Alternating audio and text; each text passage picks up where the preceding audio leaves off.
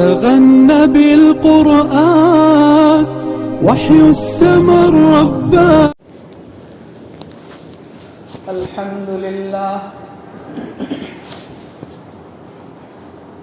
الحمد لله وكفى وسلام على عباده الذين اصطفى خصوصا على أفضلهم وخاتم النبيين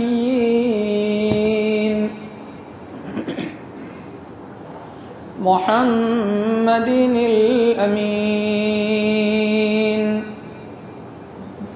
وعلى آله وصحبه أجمعين.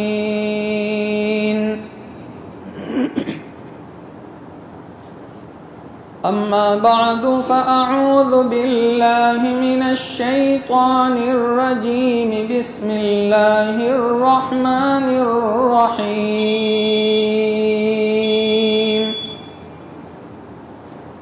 نحن نقص عليك نبأهم بالحق إنهم فتية آمنوا بربهم وزدناهم هدى.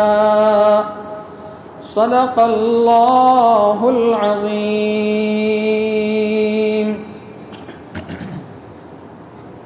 يا صاحب الجمال ويا سيد البشر من وجهك المنير لقد نور القمر. لا يمكن الثناء كما كان حقه بعد از خدا بزرگ توئی قصہ مختصر. اللهم صل على سيدنا محمد وعلى آل سيدنا محمد وبارك وسلم. بزرگان محترم اور عزیز دوستو،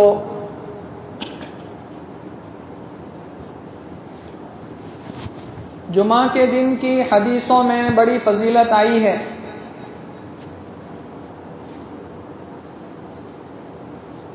جمعہ کے دن کو سید الایام قرار دیا.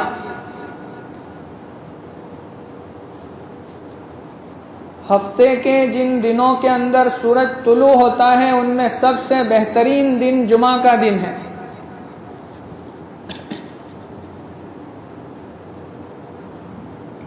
یہاں تک کہ روایت کے اندر موجود ہے کہ جمعہ کا دن عید، رمضان عید اور بقری عید سے بھی بہتر ہے.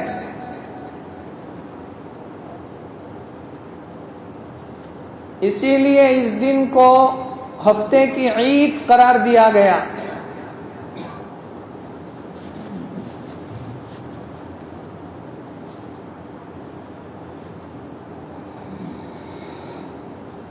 فرمایا کہ جو آدمی جمعہ کے دن جلدی غسل کر کے مسجد کی طرف روانہ ہو جاوے،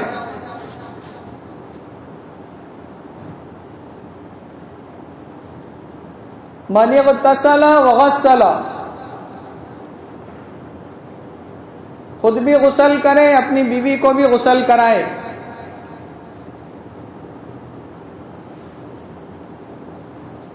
اور پیدل چل کر مسجد پہنچے، جلدی پہنچے،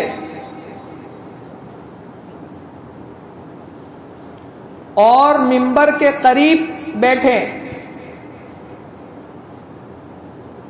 غور سے خطبہ سنے، کوئی لغو کام نہ کرے، تو پتہ ہے کتنا بڑا ثواب ہے.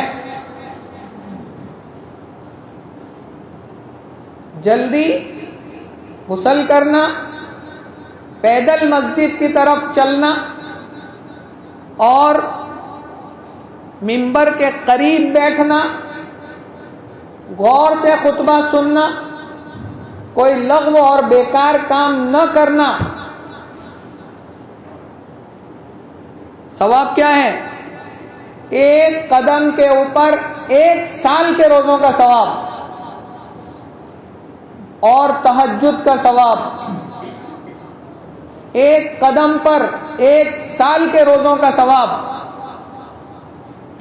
اور تہجد کا ثواب. اللہ تعالی جمعہ میں جلدی مسجد میں آ کر کچھ کرنا نہیں ہے، خاموشی کے ساتھ، وقار کے ساتھ قریب بیٹھنا امام کے، منبر کے، اور لغو کام نہ کرنا اور خطبے کو غور سے سننا.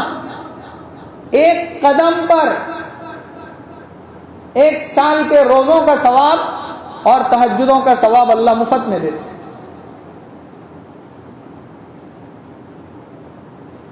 ایک موقع پر وضو خانے پر وضو کرنے کا اتفاق ہوا.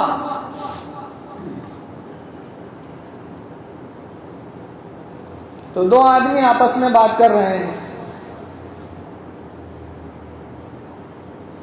پاؤنڈ کا کیا بھاؤ چل رہا ہے؟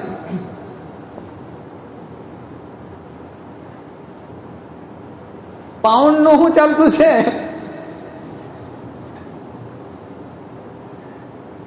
پاؤنڈ کی اہمیت ہے تو وضو جیسی عبادت کی بھی فکر، نماز کھڑی ہو گئی میری رکعت چلی جائے گی اس کی فکر.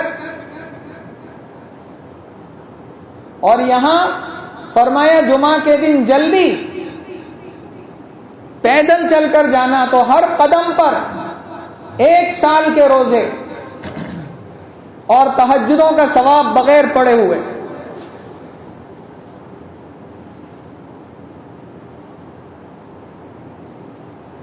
یہ جمعہ کی فضیلت.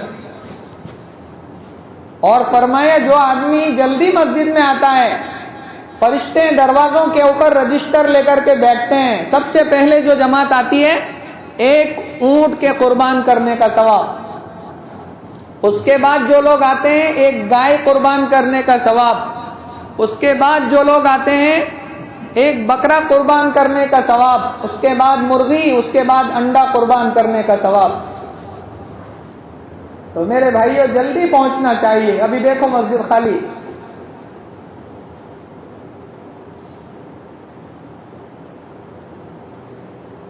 جمعہ کی پہلی اذان ہوتی ہے تب تو ٹوال کھینچ کر نہانے کے لیے گھستا ہے کہ ابھی تو مولوی آدھا گھنٹہ بیان کریں گے.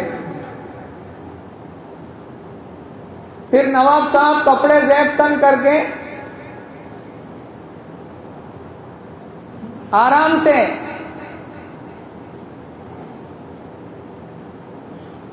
سمجھ میں آ رہی ہے. دوسرے خطبے کی اذان ہوتی ہے تب وضو کرنے جاتا ہے.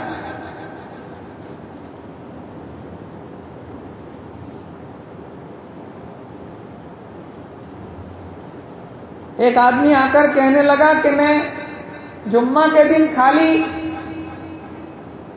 2 رکعت نماز پڑھتا ہوں، میری 2 دکانیں ہیں، میں بہت بیزی رہتا ہوں، تو سلام پھرا کر جلدی بھاگ جاتا ہوں.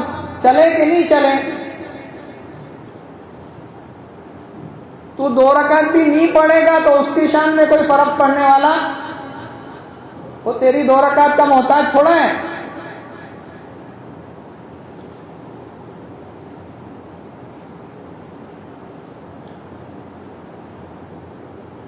بہت غفلت آ گئی ہمارے اندر. غفلت کی بھی ایک انتہا، ایک حد ہوتی ہے، اس کو بھی ہم کراس کر گئے ہیں.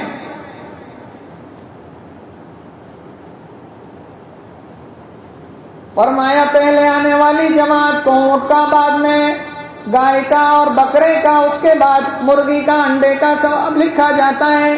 امام جیسے ہی خطبہ دینے کے لیے منبر پر قدم رکھتا ہے فرشتے اپنا رجسٹر بند کر دیتے ہیں اور خطبہ سننے کے اندر مشغول ہو جاتے ہیں.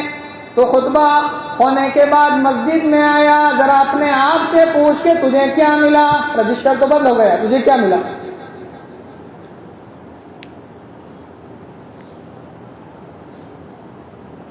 تو میرے بھائیوں جلدی آنے کی فکر کریں. جمعہ میں سید الایام، سب سے بہترین دن، اور قرآن نے اعلان کیا یا ایھا الذین آمنوا اذا نودی للصلاة من یوم الجمعۃ فاسعوا الی ذکر اللہ وذروا البیع ذالکم خیر لکم ان کنتم تعلمون۔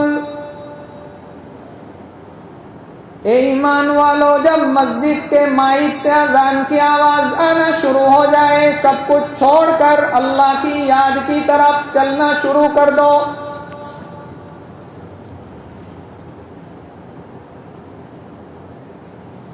اور کاروبار بند کر کے اللہ کی یاد کی طرف، خطبے کی طرف، نماز کی طرف فاسعوا، تیزی کے ساتھ چلو، الی ذکر اللہ، خطبہ بھی ایک ذکر ہے، یہ تمہارے لیے بہترین ہے اگر تمہیں سمجھ میں آئے۔ دین کی بہت سی باتیں سمجھ میں نہیں آتی، دنیا کی آ جاتی ہے، اتنی صاف صفائی کے ساتھ قرآن حدیث کی روشنی میں کلین کر کے بتائی جاتی ہے، سمجھ میں نہیں آتی۔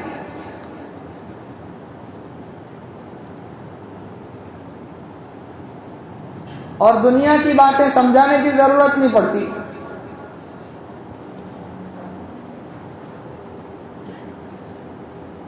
اور فرمایا جو آدمی جمعہ کے دن سورۃ الکہف کی تلاوت کرے، فتنوں کا دور ہے،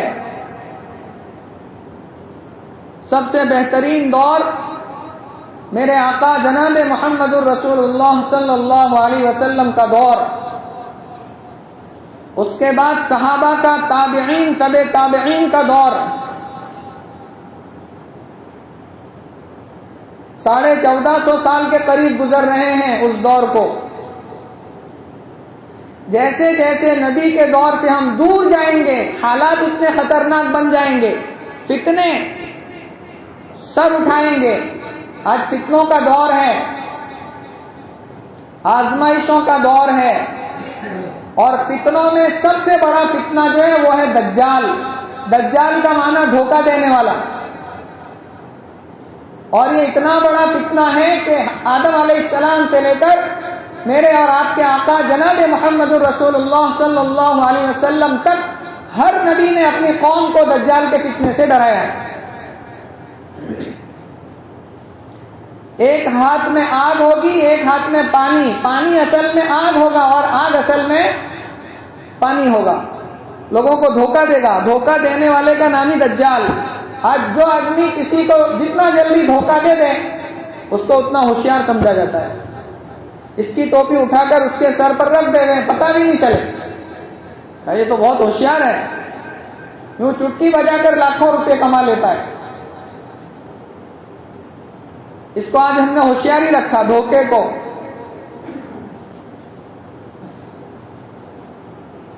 حالانکہ حدیث میں نبی کریم صلی اللہ علیہ وسلم نے دھوکہ دینے والے کو منافق قرار دیا۔ آیت المنافق ثلاث، منافق کی 3 نشانیاں ہیں۔ منافق کس کو کہتے ہیں؟ دھوکہ دینے والا۔ چوہے کو، چوہا ہوتا ہے نا اندر، وہ جب ہم اس کے پیچھے دوڑتے ہیں تو ایک بل کے اندر وہ گھس جاتا ہے، تو آدمی انتظار کرتا ہے کہ یہ نکلے تو اس کو ماروں، اور وہاں کھڑا ہی رہ جاتا ہے، وہ نکلتا ہی نہیں۔ وہ کیوں نکلتا نہیں؟ کیونکہ وہ اس دروازے سے گھسا ہے، اس بل سے، اور دوسری طرف اس کا بل ہوتا ہے، وہاں سے نکل کر وہ بھاگ جاتا ہے۔ آدمی دھوکے میں یوں ہی کھڑا رہ کر اس کو دیکھتا رہتا ہے، کبھی نکلے گا، ارے وہ تو دوسرے دروازے سے نکل کر کب سے بھاگ چکا ہے۔ اسی کا نام ہے منافق، کہ ظاہر میں کچھ نظر آتا ہے، اندر میں کچھ اور ہے۔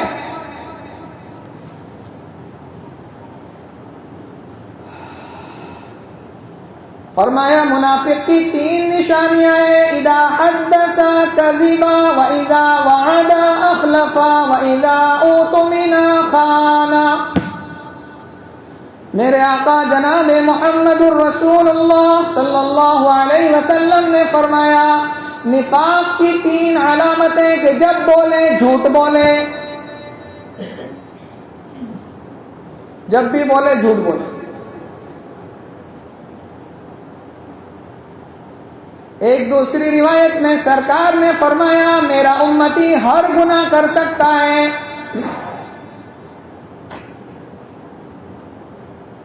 میرے امتی سے ہر گناہ ہو سکتا ہے، بشر ہے، انسان ہے، ہر گناہ کر سکتا ہے میرا امتی سوائے 2 کے۔ 2 کام نہیں کر سکتا، ایک جھوٹ نہیں بول سکتا، ایک کسی کو دھوکہ نہیں دے سکتا۔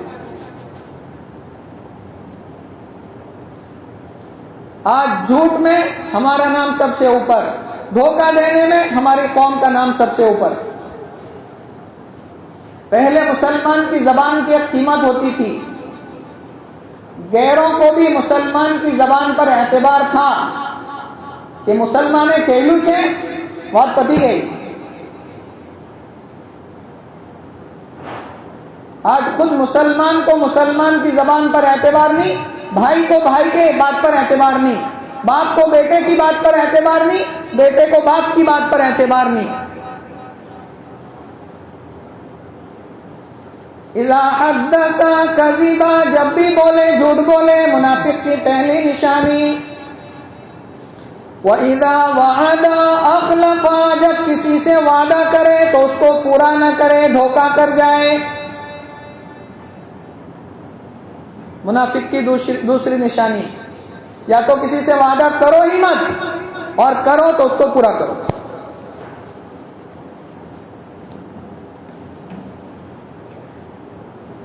تیسری نشانی وَإِذَا اؤْتُمِنَ خَانَ، کہ جب اس کو کوئی امانت سونپی جائے تو اس میں خیانت کرے۔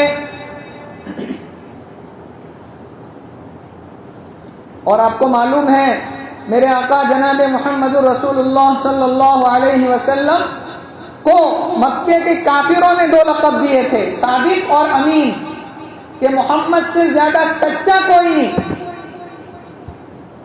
اور محمد سے زیادہ امانت دار بھی کوئی۔ دشمنی کرتے تھے نبی سے، لیکن امانت آ کر کے کس کے پاس رکھ جاتے تھے؟ نبی کے پاس ہی، کہ محمد کے پاس امانت بھی رکھنے کی اور دشمنی بھی اس سے کرنے کی۔ جب آپ ہجرت کر کے تشریف لے جا رہے تھے تو حضرت علی کو بستر پر سلایا اور یوں کہا کہ صبح میں تمام لوگوں کی جو امانتیں ہیں ان کو واپس کر کے ادا کر کے تو آنا، جب تک سب کی امانتیں ادا نہ ہو جائیں مت آنا۔ سچائی اور امانت داری یہ مسلمان کی پہچان تھی۔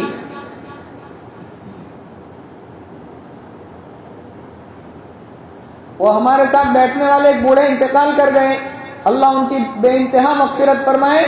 وہ ایک چھوٹا سا جملہ کہتے تھے کہ مول صاحب کونی دعا پر آمین کہو آ زمانہ ماں۔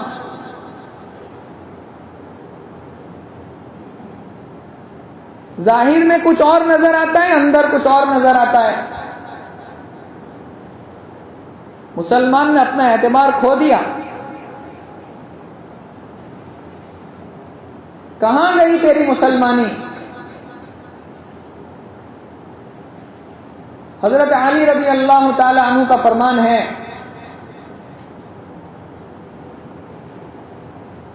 لا تبع بآخرتی کا بدنیا کا۔ حضرت علی رضی اللہ تعالی عنہ فرماتے ہیں جب دین اور دنیا دونوں ٹکرانے لگیں کہ میں کون سی چیز اختیار کروں، ایک طرف دین کچھ اور کہہ رہا ہے اور ایک طرف دنیا والے نفع بتا رہے ہیں،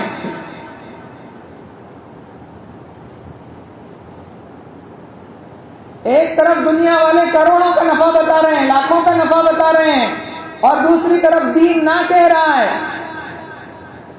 دنیا اور آخرت میں ٹکراؤ پیدا ہو گیا تو کیا کروں؟ حضرت علی رضی اللہ تعالی عنہ فرماتے ہیں کہ دنیا کو ہاتھ سے جانے دینا، آخرت کو پکڑ لینا۔ دنیا تو ویسے بھی جانے والی ہی ہے اور آخرت ہمیشہ کے لیے رہنے والی ہے۔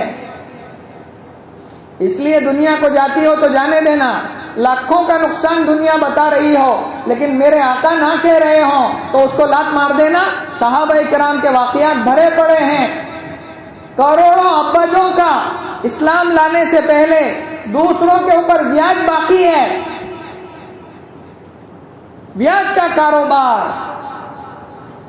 سب سے بڑی اور سخت گناہ اور عذاب پورے قرآن اور حدیث کے ذخیرے میں۔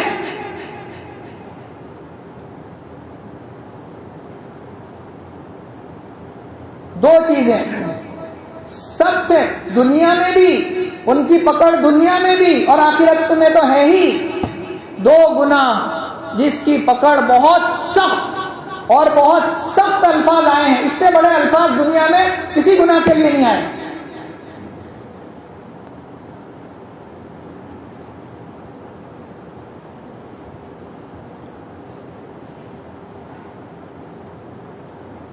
کون سے دو گناہ ہیں؟ اس میں سے ایک ہے سود، بیاج۔ الذين يأكلون الربا لا يقومون إلا يقوم الذي يتخبطه الشيطان من المس۔ جنگ کا اعلان کیا ہے آگے جا کر اللہ نے اسی آیتوں میں کہ جو آدمی بیاج کا کاروبار کرے اور نہ چھوڑے تو اس کے ساتھ میرا سیدھا مقابلہ ہے۔ جس نے بیاج کا کاروبار کیا اس نے میرے ساتھ جنگ کا اعلان کیا، قرآن کہہ رہا ہے۔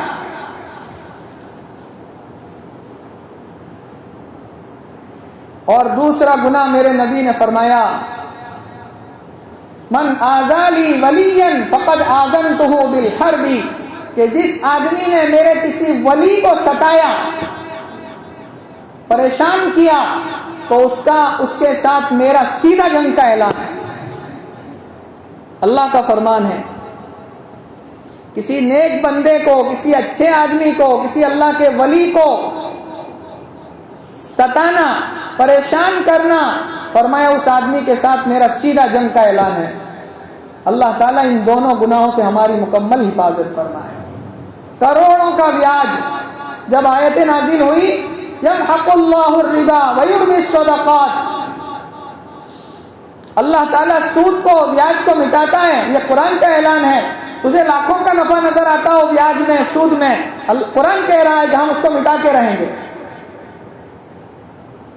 بیاج زیادہ نظر آتا ہے کتنا اور آج امت میں سب سے بڑی غفلت اور یہ جو گناہوں کی کثرت جو ہے نا، وہ غفلت ہے، نمازوں سے غفلت، دین سے غفلت۔ اس کا سب سے بڑا کارن یہ ہے کہ ہم بیاج لا کر کے کھا لیتے ہیں، جان بوجھ کر نہیں، غیر محسوس طریقے سے بھی ہمارے یہاں سود آ جاتا ہے، ہم اس کو استعمال کر لیتے ہیں اور کوئی پرواہ بھی نہیں کرتے۔ ایک مولانا بہت اللہ کے ولی، میرے بہت پہچان والے، ہم ایک جگہ پر پروگرام میں بیٹھے ہوئے تھے ساتھ میں، تو بستی والوں سے پوچھا کہ آپ لوگوں کے گاؤں میں سے دارالعلوم کے اندر کتنے بچے پڑھتے ہیں؟ تو انہوں نے مشکل سے انگلیوں پر گن کر بتائے 8-10 ہوں گے۔ کہا پہلے، اس سے پہلے 8-10-12 سال پہلے کتنے جاتے تھے دارالعلوم میں؟ تو کہا مولانا 100 کے قریب تعداد رہتی تھی دارالعلوم کے اندر، گاؤں کے بچے پڑھنے جاتے تھے۔ یہ دارالعلوم میں 10، اس میں 20، اس میں 20، 100 بچے گاؤں کے پڑھتے تھے۔ آج مشکل سے 8 سے 10 بچے مدرسوں میں پڑھ رہے ہیں۔ آپ مجھے بتاؤ اس کی وجہ کیا ہے؟ 90% بچے کم کیوں ہو گئے؟ مجھے بھی پوچھا، آپ بھی بتاؤ کیا وجہ نظر آتی ہے تمہیں؟ میں نے کہا حضرت آپ ہم سے بڑے ہیں، آپ ہی بتا دیں۔ فرمایا بیاج کا لین دین، بیاج کا کاروبار ہمارے گاؤں میں، ہماری بستیوں میں بڑھ گیا، کھانے کے اندر بیاج آ رہا ہے، حرام لقمہ پیٹ میں جائے گا، انسان کو صحیح سمجھنی پڑے گی، اولاد کی صحیح تربیت نہیں ہوگی۔ حضرت مولانا یعقوب صاحب نانوتوی رحمت اللہ علیہ، ہمارے دارالعلوم دیوبند کے بہت بڑے بزرگ، ایک جگہ کسی کی دعوت میں چلے گئے اور کھانا حرام بھی نہیں تھا، مشتبہ تھا، حلال اور حرام کے بیچ میں۔ وہ دعوت کھا کر کے آ گئے. وہ فرماتے 40 دن تک مجھے نماز کے اندر دل نہیں لگا. 40 دن تک حرام نہیں، مشتبہ لقمہ. اب ہمیں نمازوں میں مزہ کہاں سے آئے گا؟ جمعہ میں جلدی آنے کی فکر کہاں سے ہوگی؟ مولصب کی باتیں اچھی کہاں سے لگے گی؟ اس لیے میرے بھائیوں اپنے کھانے کو چیک کرو. اگر اکاؤنٹ ہے بینک میں تو جا کر کے، میں نے پھر یہ بھی پوچھا کہ حضرت اس سے بچنے کی شکل کیا ہے؟ تو کہا بینک میں جاؤ، اکاؤنٹ میں جو پیسے پڑے اس سے پوچھو کہ بھائی میرا بیاج کتنا بنتا ہے. وہ چیک بنا کر کے دے دو کہ لا بھائی اتنا بیاج میرا بنتا ہے، وہ مجھے نکال دے. جا کر کے کسی غریب کو بغیر ثواب کی نیت سے اس کے ہاتھ میں تھما دے، تب جا کر کے وہ جو رقم پڑی ہے تیری پاک ہو جائے گی. کریں گے؟ جو میرے بھائیوں بہت خطرناک دور سے، فتنوں کے دور سے ہم گزر رہے ہیں. اس لیے سورہ کہف کی تلاوت جمعہ کے دن بڑی فضیلت آئی.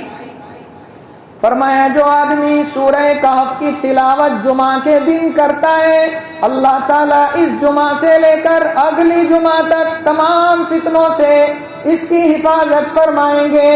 اگر دجال بھی نکل آیا تو سورہ کہف کی تلاوت کی وجہ سے دجال جیسے فتنے سے بھی اللہ بچا لیں گے. لوگ کہتے ہیں قرآن پڑھنے سے کیا ہوتا ہے؟ اللہ کا نبی کہتا ہے کہ سب سے بڑا فتنہ دجال کا فتنہ ہے. تو نے سورہ کہف کی تلاوت جمعہ کے دن کی ہے تو اللہ دجال کے فتنے سے بھی تیری حفاظت. تو یہ چھوٹے چھوٹے فتنوں سے تو آدمی یوں ہی بچ جائے گا میرے بھائی.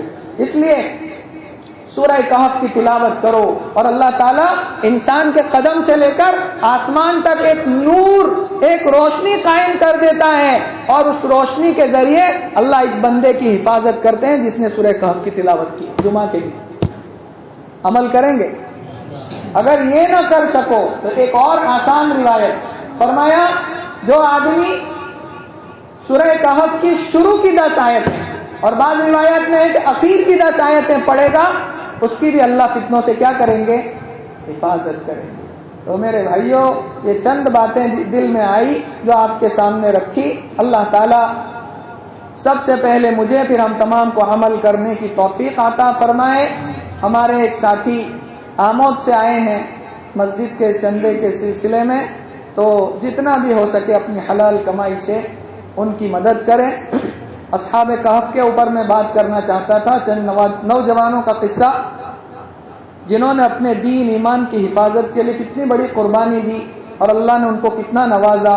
تو میرے بھائیوں ایک موقع اللہ نے ہمیں بھی دیا ہے اجتماع کی شکل میں، تو ہر ایک دل میں یہ جذبہ رکھے کہ مجھ سے جو بھی قربانی ہو سکے گی انشاءاللہ میں دوں گا. نیت کرتے ہو؟ ہاں.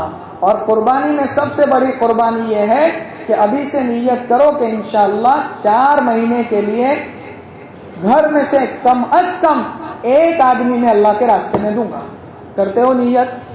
اللہ تعالی ہماری پوری بستی کو قبول فرمائے، اجتماع کو قبول فرمائے، تمام کاموں کو آسان فرمائے، اور جو لوگ قربانیاں دے رہے ہیں جس لائن سے بھی اللہ تعالیٰ ان تمام کو دامے درمے سکونے قدمے بدلے عنایت فرماوے، اور اللہ تعالیٰ پورے علاقے کے لیے اللہ تعالیٰ ہدایت کا ذریعہ بنائے. آمین. وآخر دعوانا ان الحمد للہ رب العالمین.